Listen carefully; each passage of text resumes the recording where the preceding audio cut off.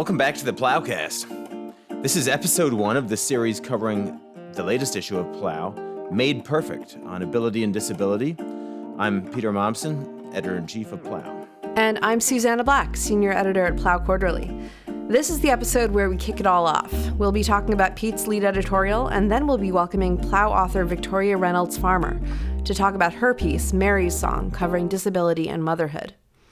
So, Pete, this is, I think, one of your juiciest and best editorials, I would say. Good job. You got into there are like so many rabbit trails here that I am tempted to follow. This was a real case of like overnight writing that just got really fun. But it was an issue that, because of the story I told at the end of it about my late friend Dwayne, one that was pretty close to my heart and one I've been kind of thinking about for 25 years or so.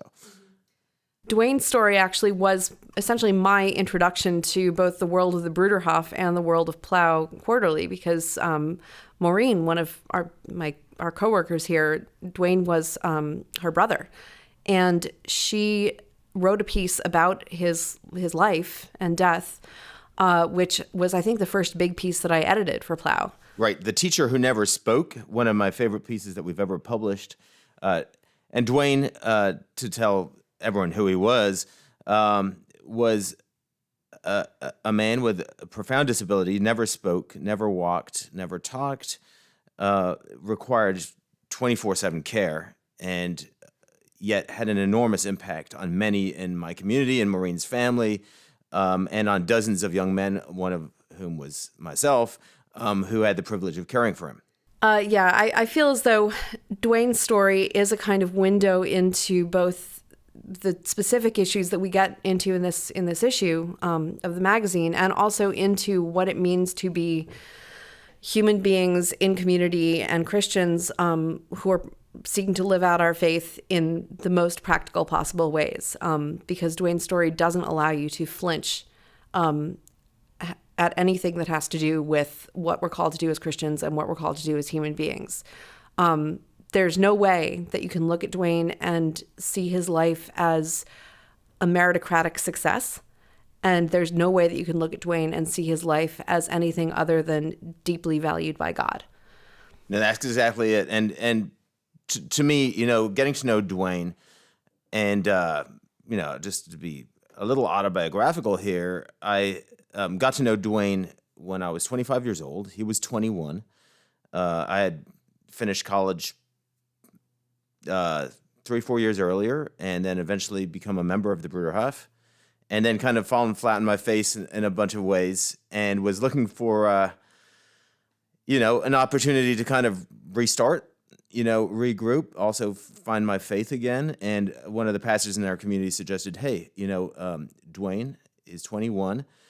His brothers and sisters have recently grown up and left home, and they could really use somebody to be kind of like an older brother and caregiver for Dwayne, which I then did for like 5 months, I think, and just kind of room next door to him, and spent all day, every day with him, and it was one of the most transformative times of my life. Because like many people, as I mentioned in the editorial, I really had done all I could to avoid people with, profound disabilities before. And it was anything but sort of like something that I felt to be my calling or something that I was good at. And Dwayne really did school me, because I found very fast that being a super good caregiver was not what mattered to him. I did my best, and I got really good coaching from his doctor and a nursing team, because I hadn't had any experience doing that kind of thing. Some nursing for older people before, but nothing like this. What he fundamentally wanted was a peer, a buddy, a friend. And although he never obviously articulated that in words, over time we really did get to know each other and did get to be good friends. And it totally exploded a whole way of thinking that I'd been pretty deeply indoctrinated in by, upper crust college and sort of striving high school years, where I measured myself and other people in terms of various kinds of achievement and success. And he kind of made me look at what it means to be human in a whole different way, and I think a much truer way. So whether you want to use sort of in secular terms the language of human dignity, or in Christian, more, I would say truer terms, the image of God in every human being, Dwayne is the person I largely have to credit for kind of opening my eyes to that. So I'm always really grateful to him, and always was really excited about the chance to write about him. It seems to me that these questions this is one of these issues that I feel like we need to keep two truths in our mind at once, and both are completely true. Neither is partly true. And one is that health is good, and that being able to do things is good. Living free from pain is good. These are all good things. And at the same time, there's also the fact that the God we worship became a human being who was someone who was, in Isaiah, one of the prophecies talks about him being so disfigured that we turn our faces away from him. And on the cross he was. And in his resurrected body, he retained those wounds. So those are two things that we need to completely have, like neither of them are partly true. They're both completely true.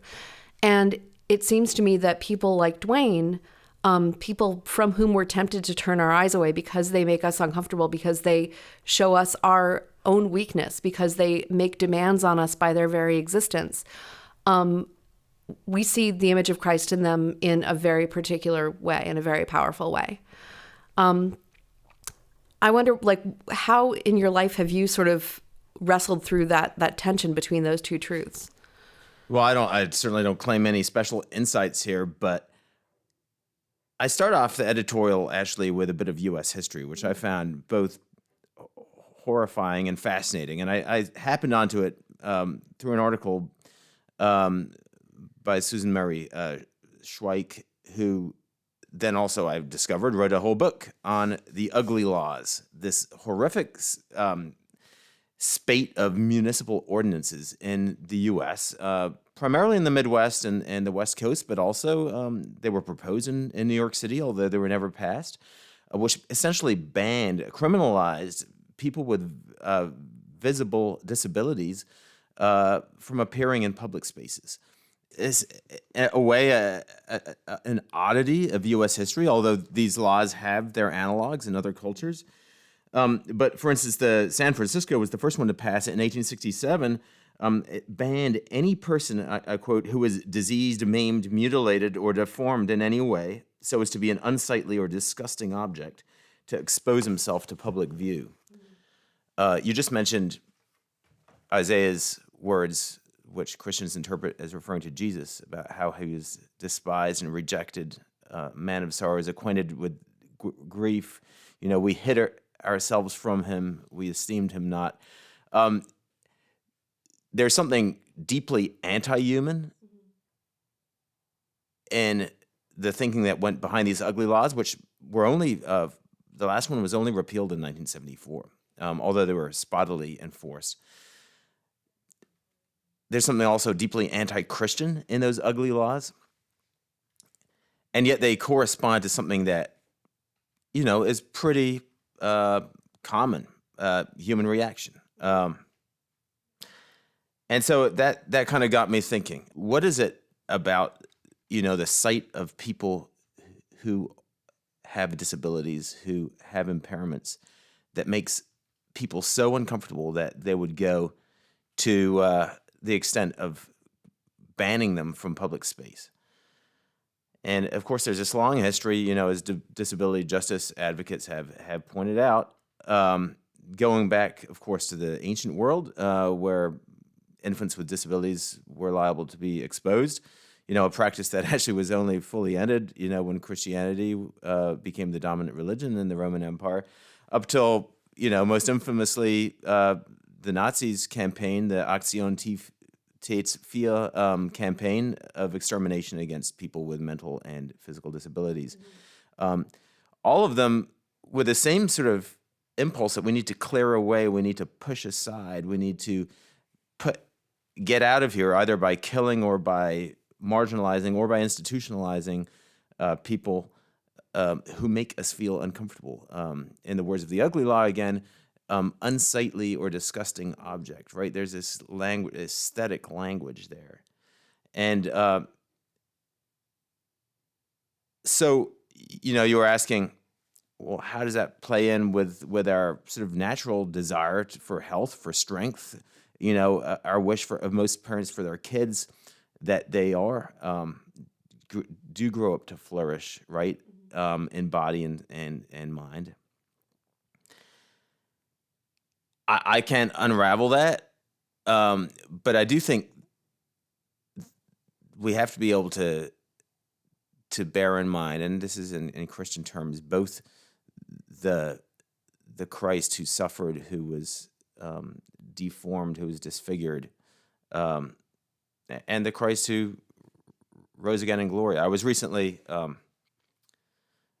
in Rome again, and had a chance to spend more time in the Sistine Chapel, which, of course, is almost a visual cliche because you've seen all of it a million times before, and it is, of course, always then quite something different to see it in person. And you look at the Adam, right? This perfect, human male, being called to life by God out of the earth. And you look at the Last Judgment, where all the saints bear the signs of their disfigurement, of their torture. They haven't lost them, but they bear them in hand. So Bartholomew has his skin on, but he still has the skin that was taken from him. And he holds the knife with which he was flayed in his hand. And Christ himself, of course, has the stigmata, the wounds. And so, although I think it's a mystery, the gospel kind of promises both that original Adam will be restored to a kind of perfection, and yet, here I think of Dwayne, in the world to come in a way that we don't know, but which Michelangelo somehow intuited. Our disabilities, our impairments, our wounds will be glorified with us. And so maybe that's all we're meant to know. There is, I think, in today's culture, and I didn't get into this, in writing, but there's also, in the same way that there's a despisal of disability and of impairment, there's also on the other side almost a despisal of the old values of health and of being all you can be in the right sense, right? Which is to use your talents and what's been given you to kind of be your full self as God may have had in mind for you. And I think as Christians, for sure, we shouldn't set those two things against each other. Yeah. The other thing that I feel like is a tension here that, again, this particular issue, I think shoves right in our face and should be a tension is, we're communitarians here. We talk a lot about the bad of individualism. And we talk a lot about how, we as persons really kind of only become ourselves in, as we're caught up into the life of a community. And that's true. Like, isolation is something that is grinding and does prevent us in some way from becoming ourselves. And at the same time, there's two things to say. One of them is that although individualism is bad, the individual human person is still the site of the image of God. And so we can't, the phrase that's used in these ugly laws is public hygiene. And obviously the idea of the Nazis was that, you have to cut out some people from the body politic because they are like a cancer. The body politic is the real locus of value. Mm-hmm. And individual people don't have value of their own. They might be, pure sources of sickness. And the right thing to do is to cut them out. And Christianity has no truck with that whatsoever, even communitarian Christianity. And I think that like looking straight at that tension is something that I think helps us kind of dig deeper into the mystery of who we are as persons and what it means to be the body of Christ. Jesus doesn't let us think of ourselves as individuals in the contemporary sense, and he doesn't let us, think of ourselves as disposable. Neither of those is acceptable. So it all comes down to this idea of the image of God and the way that profoundly unsettles a whole bunch of categories that people sort of on both the right and left sides of the way these issues get played out politically are all too comfortable with, right? And if being made in the image of God is what it means to be human, you don't get to cut any human being out of it. You don't get to rank who's more human than other humans. And you also don't get to make gradations on whose life is worth living and whose life isn't worth living. And yet, if you look around us right now, and this is one of the things that prompted us to do this issue, Susannah, there's so many phenomena where exactly that's what's being done. Two examples, and they're kind of culture war, but they're really happening, and they need to be talked about, are disability selective abortion. The fact that, for instance, a few years ago, a country like Iceland could proudly proclaim that it was free of Down syndrome. In other words, that they had so successfully rolled out a prenatal screening program, and there was such wide societal acceptance of abortion for children with Down syndrome that you effectively have eliminated all children with Down syndrome before they are born, right? Mm-hmm. And this was sort of celebrated in some circles in this weird way, as if it was sort of Albert Schweitzer having conquered a disease rather than, the very successful elimination of a whole class of people. Yeah. In a way that's at war with all our society's equally fervent professions of disability rights, right? Enshrined in a 2007 United Nations Convention in the UK. There's a very strong provisions in the Equality Act that even makes, verbal harassment of those with disabilities a hate crime. The U.S., of course, has the ADA, Americans with Disability Act. So you have that on one hand, and on the other hand, just deeds that patterns of action, and Iceland, of course, is only the most extreme case, that are completely non-reconcilable with that. Then the discussion around assisted dying and euthanasia. Peter Singer is this bête noire, the Princeton utilitarian philosopher, who has argued, for instance, that infants with severe disabilities should be euthanized, or their parents should be able to euthanize them. Was an outlier when he first made that argument back in 1979 in his book, and now that's the law of the land in Netherlands and Belgium. And there's people pushing that stuff here. So those are real rankings of human beings whose lives are worth living and not lives worth being. And just, to state the obvious here, if parents are making this decision for their infant, the autonomy argument doesn't even enter into it. This is a violent action being taken without the consent of the person whose life is being ended. So how do we reconcile this? There's these glaring contradictions that really need to be looked at, and that's, I think, where the Christian teaching of the image of God, or if you want to take its secular analog, the teaching of the inviolability of human dignity,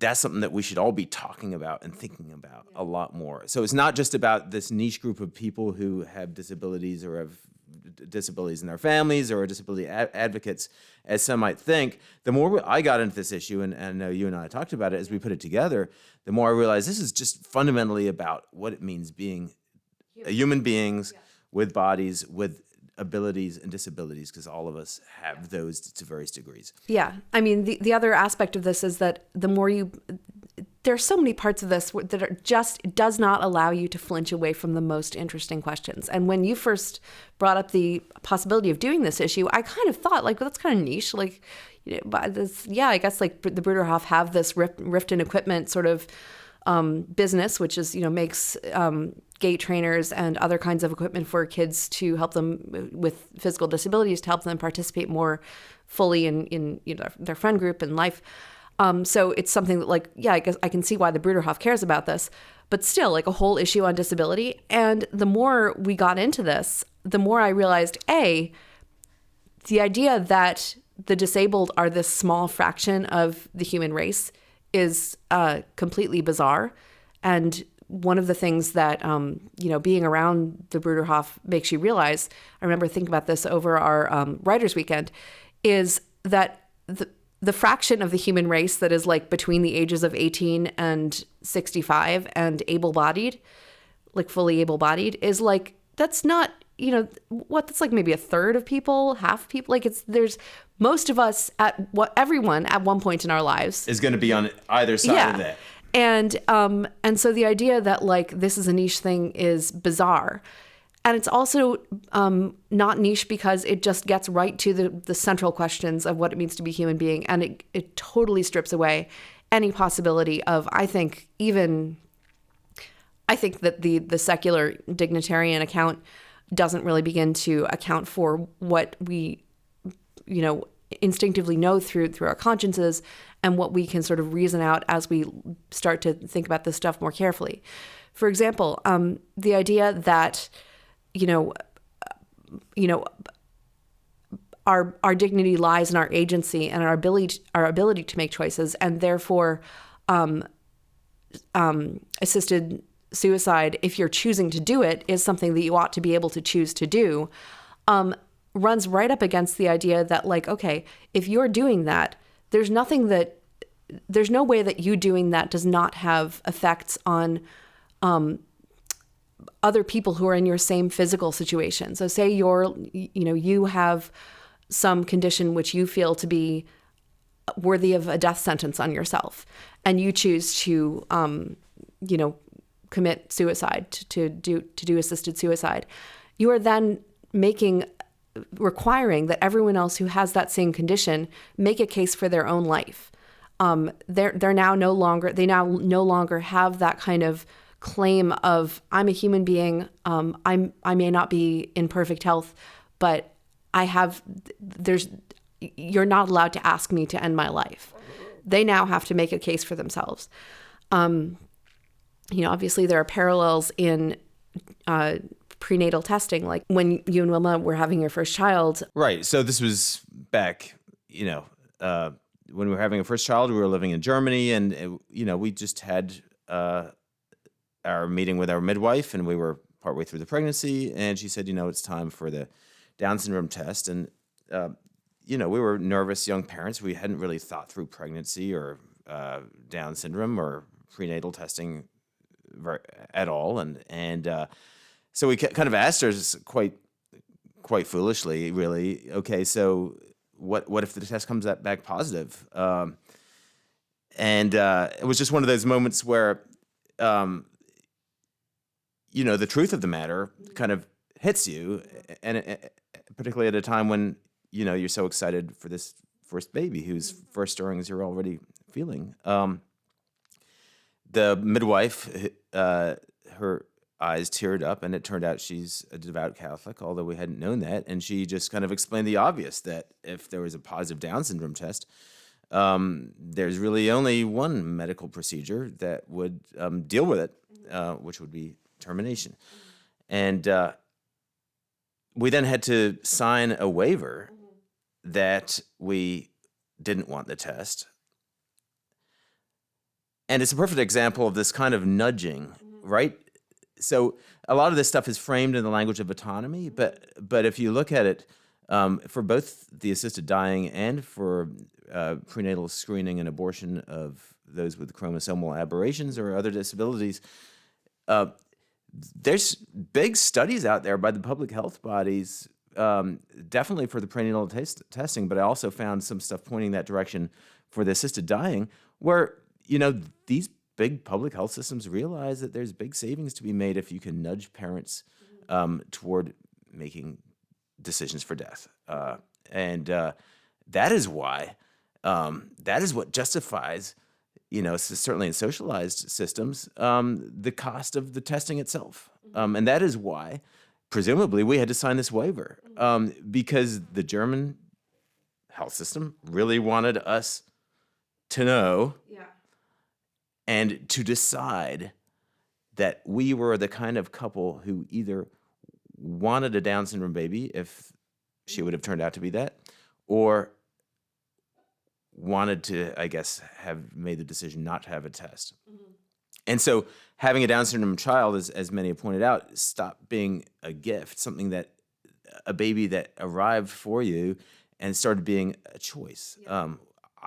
You affirmatively have to want to be the kind of parent who has a Down syndrome kid, which is an entirely different, and of course, one that we certainly as new parents, a kind of decision I would never want to have to make, and no new parent is actually prepared to make that decision. You have no idea what you're talking about. And, if you're a parent in a society like Iceland where this is so uncommon, you know that if you walk around with your child with Down syndrome, everyone in that society is going to be looking at you and thinking, what's wrong with these people? Were they irresponsible? Did they not know? How dare you bring this child into our society where now, it's basically you feel as though you're having to justify the existence of your child. And at a minimum, it would be awkward, right? Now, there's the 1 to 2 children per average year that apparently are born in Iceland with Down syndrome are actually a result of false negatives on the test results, it seems. But that is absolutely the case. Everything becomes a choice, and to provide love and equal dignity, equal recognition to children and adults with disability becomes a choice that society makes rather than something they're owed by virtue of who they are. Yeah. And I mean, this obviously impacts the way that we think about ourselves as well, because if it is not the case that our lives are gifts and that we don't have the right to kill ourselves any more than we have the right to kill someone else, if that's not the case, then every day that we choose not to commit suicide, we better have a good reason for that. There's a kind of perpetual requirement of having a utilitarianly good experience of your life in order to justify not killing yourself in this kind of psychological mode. And it doesn't even, it's not a question of depression. It's not a question of feeling suicidal. It's a question of philosophically, suicide is almost the default under these kind of social and psychological conditions. And if you're not going to do that, if you're going to choose every day to not kill yourself, it better be because you're having positive affective experiences. It better be because you're being all that you can be. And so there's this perpetual need to run away from negative experience, need to deny pain, need to sort of prove the worthwhileness of your life at every point in order to kind of make the case to yourself and to the rest of society that you're not one of the ones where today is your day to go under the gun.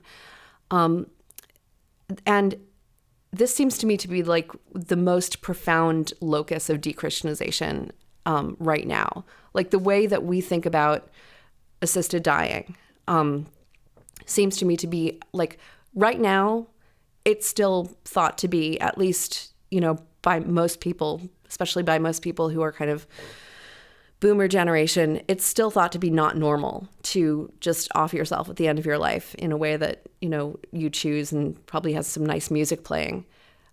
You're still sort of assumed, it's sort of assumed that it's okay to just when it's your time to go, you'll die. That's all right.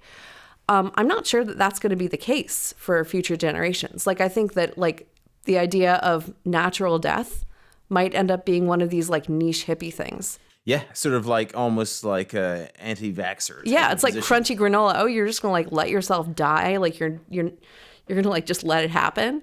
Right. How gross is that? Yeah. Right. Well, and it comes down so much of it to these kind of aesthetic arguments, right? you see that, for instance, there was recently some media around these Sarco capsules that some horrific company and Dutch company has built, sort of 3D printed sarcophaguses that you can put yourself in and extinguish your life basically by appointment, and it's legal in Switzerland to use these things. And the goal of the CEO of the company, the founder of the company that makes these, is essentially to allow people, without going through the medical system at all, without seeing a psychiatrist or even having to ask for the drugs that are currently usual, to just sort of make an appointment to exit. Have it be fully their own decision, fully autonomously their own decision. But also a very easy decision, a decision that you could imagine somebody building an Uber-like app to arrange, right? And you can imagine funeral services, teaming up with it, and for there being a seamless experience that you could just log and have the whole thing, delivered to your house, and you could pick your Spotify playlist. And this is the sort of sense you get from the interview with the guy. This is kind of the way of death that is being proposed to us. But as you point out, it's also a way of life that's being proposed to us, one in which anything that either doesn't, help me in terms of careerist way or in terms of an Instagram-friendly lifestyle, somehow makes my life not worth living, and radically devalues all human beings in the process. And so that's what really got me going with this, because you couldn't imagine anything that's more in tension with the fundamental idea that Jesus Christ became a human being, took on human flesh, that God chose to become a man, to become vulnerable. And if you think of the great mysteries of the Christian faith that we recite in the Creed, this whole way of thinking, you can't imagine a more fundamental attack on them. Yeah. So it's not just a matter of sort of these culture war issues of abortion and euthanasia, but also it's a catechesis and a whole absolutely false, anti-human way of approaching the whole rest of your life. The existence of that company teaches people something false about being human, about what it means to be human. I mean, I think from what he said, the owner of this company, his ideal was that you wouldn't even need to interact with a psychiatrist at all. You would fill out a form on a website, and an artificial intelligence would evaluate whether or not you were of sound mind enough to make the decision to off yourself. So not only there's something thoroughly desacralized about your own perception of yourself, and that's combined in a kind of a sort of inevitable way with a complete isolation. And what Christianity offers in the face of that is a sense of each of our lives as something we're given in trust. We didn't make ourselves. We couldn't have earned ourselves. We kind of hold ourselves as we hold ourselves as people who will have to give an account of what we've done with ourselves to God, because ultimately we're not our own and we're His. And because we're His, we're a lot stranger and a lot more mysterious and fundamentally aimed at holiness in a way that just is not compatible at all with the sort of like widget-like idea of humanity that those Sarco, death pods implies. How do you like my Socrates quote? Have you ever run into that before? I did not, but I liked your sort of like, Jim Bro reference as well. So the Socrates quote was, "No one has a right to be an amateur in physical training. It is a shame for a man to grow old without seeing the strength and beauty of which his body is capable." So it actually led me back. I've seen this quote in gyms, and obviously it's sort of like inspiring you to your ultimate bodybuilding self to some degree. And so I jumped back, and it actually is from Xenophon, this great dialogue I had never read, actually, with Socrates, where it's a bit of a different Socrates than Plato's Socrates. And he's just chewing out this young man for just allowing himself to become flabby and saying, of course, Socrates' reasons start out in the dialogue, with the duty of this young man to be such a person as would be helpful in the common defense of the city-state. But then he does get down to also just, hey, as a human being, you owe it to yourself to be your best self. Now, like, you can almost roll your eyes at sort of meritocratic Socrates, sort of sounding like some type of life coach. Jordan Peterson. Right? Oh, come on. And yet, in the context of the dialogue, is something that you can absolutely affirm, right? This is actually true, and in raising my kids, I absolutely want them to push themselves, to do all the things they can do. And so I don't know if we're going to reach the grand synthesis here, but there's this way, and this is what I was thinking about and trying to think through in terms of writing about Dwayne, right? There's a way that those two things aren't actually in conflict. I'm seeing that. I did not realize that until you... My grandfather used to always tell this story about my great-grandfather, Edward Arnold, the guy who founded the community, and he was a huge fan of an essay by Fichte on the destiny of man. In fact, he read this entire essay to one of his sons on the son's 11-year-old birthday as an inspiration to him. And it's a sort of, this romantic call to realize your full human potential. And I think that stuff is great, and I think there's a lot of modern culture, of today's culture, actually, that wars against it, that kind of pushes people to a kind of meritocratic, lukewarm, over-easy self-acceptance, right? That can sound like very tolerant, that can sound accepting, but actually, in its own way, devalues all the potential that God has put into humanity, right?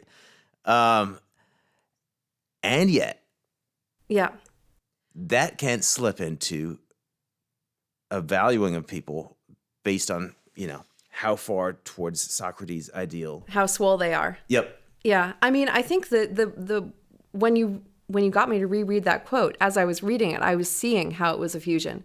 Because what Socrates says there, what Xenophon Socrates says there, is that we don't have the right to neglect ourselves. We don't have the right, just as much as we don't have the right to kill ourselves and take ourselves, that's killing yourself is going MIA from the defense of Athens, At the same time, we also don't have the right to neglect our health. And those are things that it actually ends up revaluing the human being, because again, we're saying it's not up to you. Whether or not you stay alive is not up to you.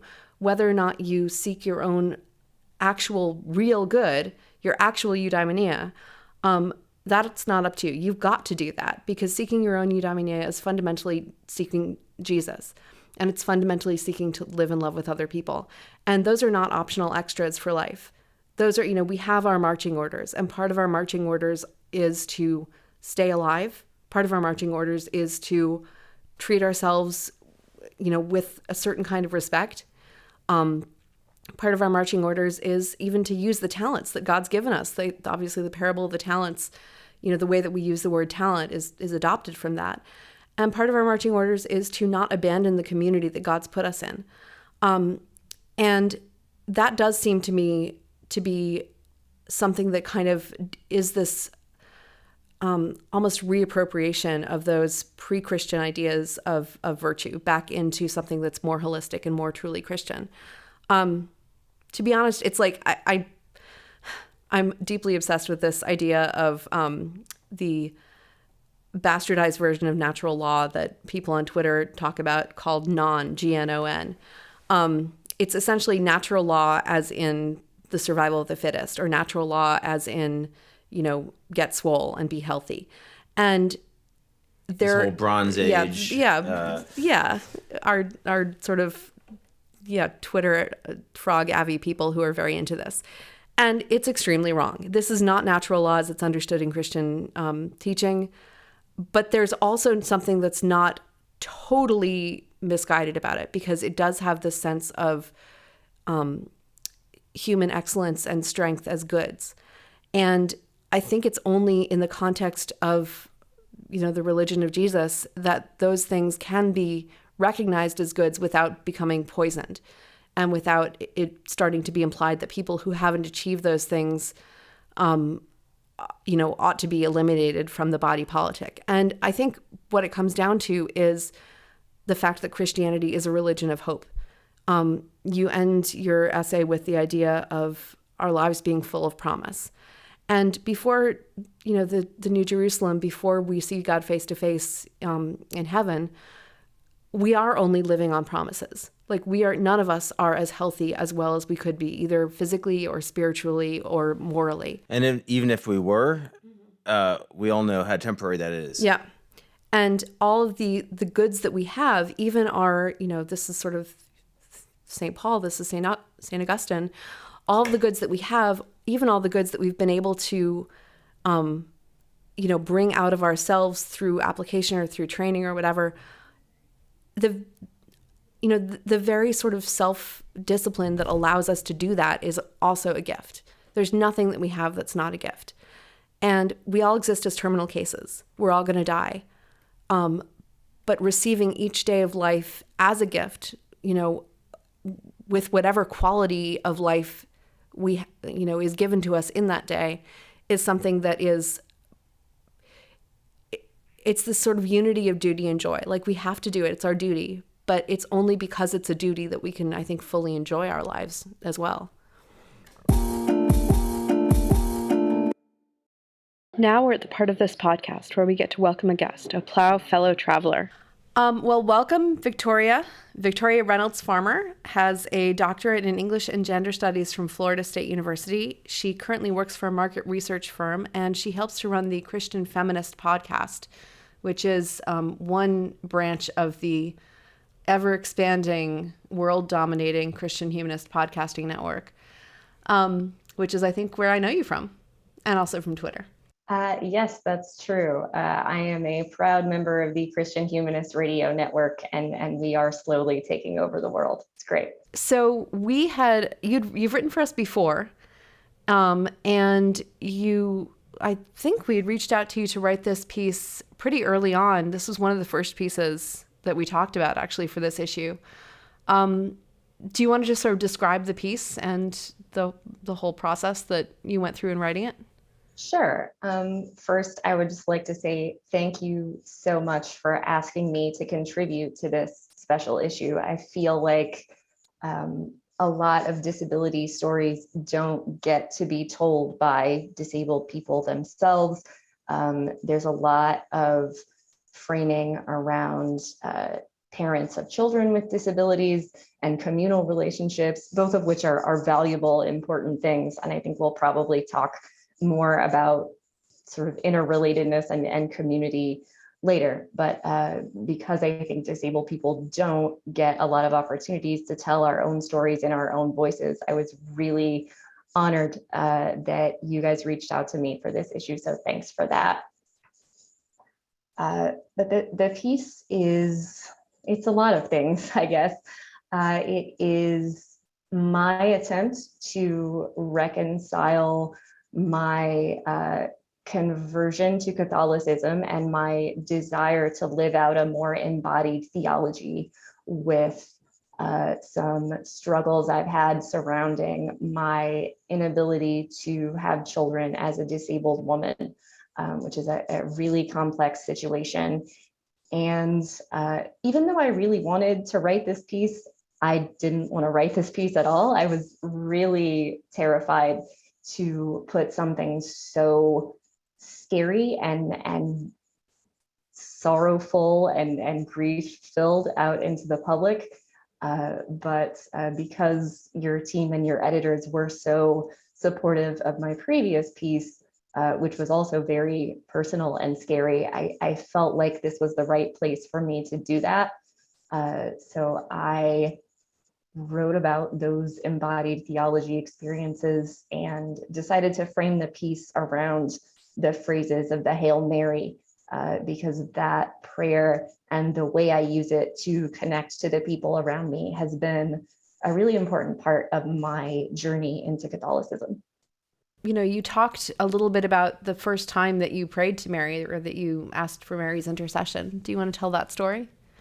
I love this story. I am apparently the only person who remembers that this happened. I asked my family about it, and they do remember the musical. I was the Christmas star in my Baptist church's nativity play when I was 6, and I had my first ever solo where I wasn't just part of the choir. I was actually singing a few phrases by myself, and because it was the first time I'd ever done that, I was nervous. And my mom told me not to be nervous because if you try your best and you trust God's plan, things work out okay. And when she said that to me, my brain flashed to the Sunday school lessons that we just had about Mary.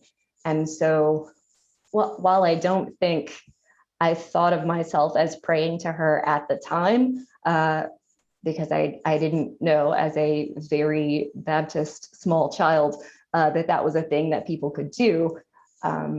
Certainly now looking back, I do think what I was doing was praying to Mary, and I asked her to help me be brave and tell people about Jesus, and everything worked out okay, and I didn't forget any of my lines. Well, the way that piece came together is just so beautiful. And, you know, what was amazing to me is how you tell the story. It gradually unfolds with each new phrase in the Hail Mary prayer, in a way that I hope many readers will right now click through to. We'll put the link in the notes for this episode. It's so important, as you were saying at the beginning.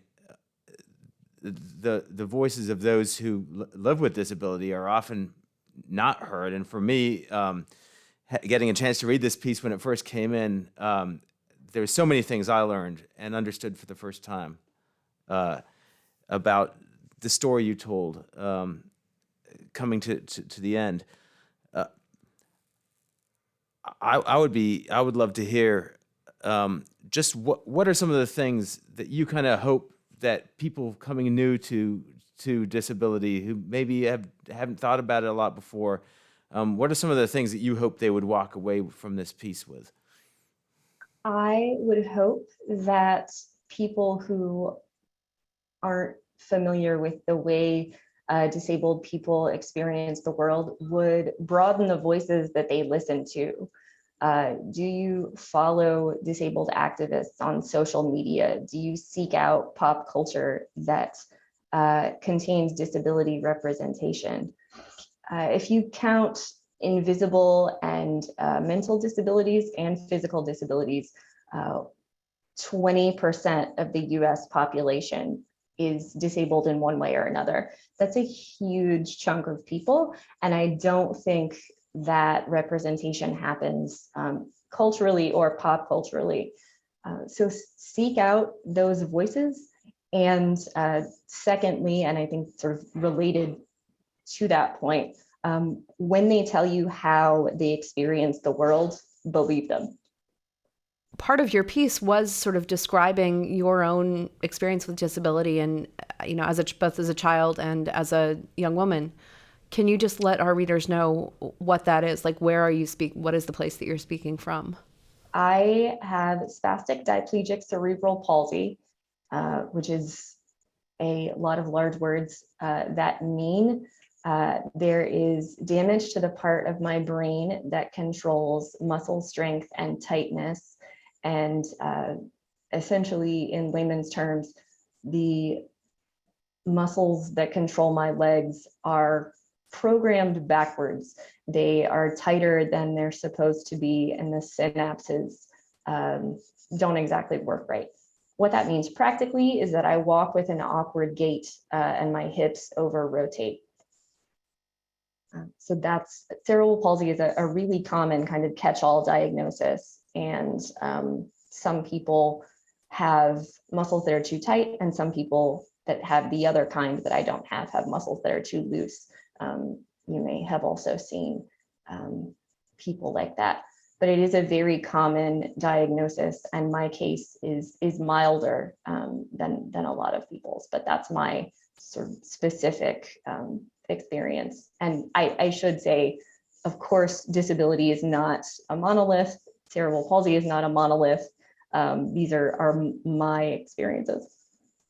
So you also describe in your piece the way that kind of encountering, especially some of the stories of some of the women in the Bible, and in particular Mary's visitation to Elizabeth, was something that helped you towards a more embodied understanding of your faith and essentially a greater peace at being inside your own skin. I'm really interested to know how Catholicism in particular kind of has interacted with that, because obviously sort of one of the things that people say about it is that it is it's a more physical kind of Christianity. It's an embodied faith. So I was supposed to be confirmed Easter 2020, but everyone knows what happened. And so my confirmation was delayed until the fall, but I'll get to that. So growing up Southern Baptist, and this is not a criticism of my particular church or community, who really loved me very, very well and tried to create an environment in which I could do everything that all the other kids could do, and was very supported and listened to and cared for. But generally, in my experience of low church Protestantism, there can be a drift toward a kind of Gnosticism in which the soul is so elevated that the body is considered lesser or unimportant, in a way that for me as a disabled person felt like my physical self and my spiritual self could not coexist. But because I am someone for whom it's really difficult to hide the physical effort with which I move through the world, I had a problem with that separation. I am never not aware of my physical body. And so the idea that I would step inside my church that was supposed to be the safest, most accepting place, and have to not recognize or not think about my physicality in that space, or think about it as purposefully subordinate, when it's such a always present part of my life, was difficult for me. So one of the things that drew me to Catholicism is how much the sacraments are grounded in physicality, and how much Christ as incarnational is really, really emphasized. That, taught me that there is, not only is there room for both the spiritual and the physical, but that the spiritual and the physical need to be relational and equally holy. And that was a really liberating thing for me. Can you talk about the parts of scripture that sort of spoke to you as you were going through this discovery or this recalibration? Yes. So I mentioned in the piece that growing up, I was always looking for female representations of how to be a Christian in the world. And I would read Bible stories over and over of women whose faith would be tested. I really liked the bleeding woman in Matthew 9, because that's someone who her body is supposed to separate her from society, and she doesn't agree with that, and she touches the hem of Jesus's garment anyway, and then her faith is rewarded. But for me, I was always really drawn to the Annunciation, the relationship between Mary and Elizabeth, because, well, at first it was just because it seemed like this really emotionally rich relationship between two women, and there aren't a lot of those that are really fleshed out in the Bible. So that's something that really spoke to me as a young girl, and still speaks to me as an adult. But then when I started thinking about that passage more, I realized it's not just that they're sharing emotional experiences, though they are, and it's great that that's validated in that passage. They're also sharing a very particular embodied experience, because they're both dealing with this miraculous pregnancy, which must be such a terrifying, isolating thing, even though it's a miraculous, wonderful thing. It's both and the idea that these two women who are experiencing the same physical thing at once are finding solace and friendship and recognition and compassion in one another is just still incredibly powerful to me. The idea that God gives us the gift of people who experience the physical world the way that we do, and that being known is a particularly powerful and grace-filled thing. One of the powerful things about the visitation for me has to do with the fact that there are four people in this room. There are four people in that encounter. There's, Mary and Elizabeth, and then there's John, who leaps in Elizabeth's womb because he's so excited, and you can sort of, like, obviously she feels it, he's kicking. And then there's Jesus, who, she's already his mother. Elizabeth says, "Who am I that the mother of my Lord should come to me?" And Mary is already his mother, even though he's, an embryo at this point.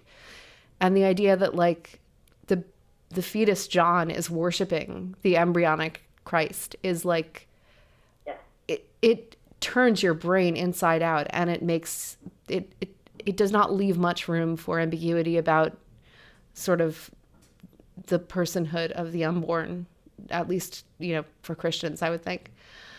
I wonder, like, obviously there are so many parts of the disability movement and the pro-life movement that kind of intersect with each other in interesting and complicated ways. In general, the disability movement tends to be sort of seen as on the left for some reason, and the pro-life movement tends to be seen as on the right. I find this bizarre. Do you want to discuss like how that's played out in your life, or any reflections that you have on that? I am a pro-life feminist. That means a lot of people think I don't exist. As you say, that's a very kind of complex socio-political position to hold. I do think that disability is very much a pro-life issue. And Peter, you touch on this in your really wonderful editorial, the idea that disability and eugenics have always historically been linked. You mentioned the quote unquote eradication of Down syndrome in Iceland, which when that happened, literally everyone I've ever known sent me newspaper articles and said, "What do you think about this? What do you think about this?" And I said, "I have to take a break from the internet right now because I can't, I can't." It's very terrifying to know that there is a segment of the world that thinks your life has so little value that it would be better for the world if you and people like you did not exist. That you take too much effort from other people. Like it's just such a ghoulish mode of thought, and it's really insidious too. Like it kind of creeps into places in culture that if you're not looking for it, you don't expect. There is, for example, an entire subgenre of like romance literature that is about the way to show that you most love a disabled person is to let them kill themselves. If you're familiar with the Me Before You trilogy, that's essentially the plot of those books. They're also made into rom-coms that people actually saw. Ghoulish is the only word I've got for it. I'm gonna have to sit with that one for a while. That's hideous. I wonder whether you could talk a little bit about what it seems to me is probably one of the most difficult parts of writing this piece, which is sort of the decision that you came to in the course of, as you were becoming Catholic, about having children, and how I'm also curious about how the priest that you talked about this with thought about it, and how this works with general Catholic teaching, because this is not something that you did kind of as a cafeteria Catholic.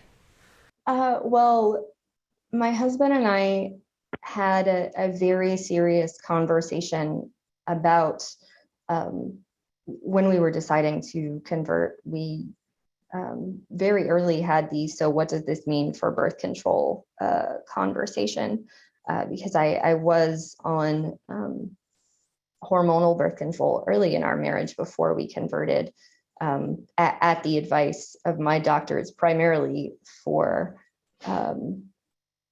reasons to do with very painful periods. But after that, we looked at church teachings, and we had already decided if we were going to convert, we were going to convert, and we were going to recognize the teachings of the magisterium, and go all in, because why do it otherwise? If you're going to make this decision, make this decision. And so we spoke to our priest and told him the situation, and he was very kind and talked to us about grief, and said that it was clear that we weren't entering into this situation lightly, that we had thought about it, that we were pained over it, and that it seemed like we should listen to medical advice because we'd weighed the options. And he says the church lets priests and parishes give dispensation for that. And even though I'm glad that he said that to us, and even though I do feel that that's the right decision for me and my marriage, as I said in the piece, I'm still grieving over it. Like that doesn't mean I'm sort of done with this decision or done with the experience. And I appreciate the fact that the communities I'm in, specifically the Christian communities I'm in, have given me space to express the maternal energy that I have to think is divinely originated, have given me an outlet for that energy. I'm just really moved by your ability to gradually describe this set of personal experiences and weave scripture in.